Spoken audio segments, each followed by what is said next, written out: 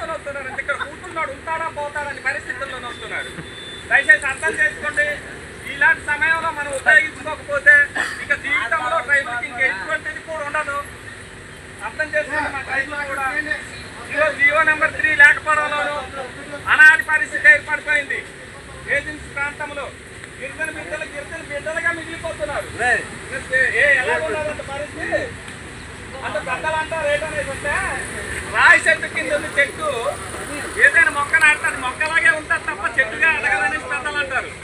అలాంటి పరిస్థితి ఏర్పడిపోయింది ఇప్పుడు జీవో నెంబర్ తీసేయడంలో.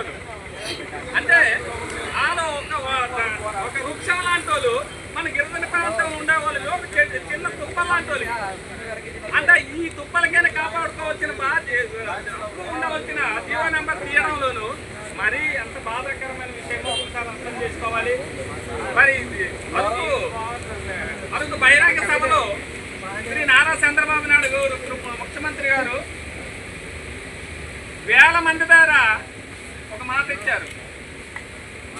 గిరిజన బిడ్డలంటే నాకు చాలా అభిమానము, గిరిజన బిడ్డలంటే నా గుండెల్లో చూసుకుంటాను, జీవో నెంబర్లు అనేది గిరిజనులకు ఉండవలసిన హక్కు ఇలా రద్దు చేయడం అని చాలా బాధాకరం అనేసి చాలా బాధపడ్డారు నారా చంద్రబాబు నాయుడు గారు.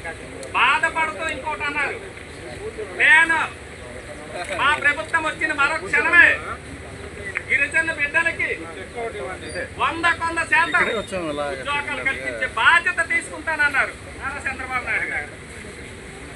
అలాగే గిరిజన యువకులకు కూడా అందరూ గిరిజనులు బతుకులేటని నాకు తెలుసు. ఆ రకంగా ఉండే కంట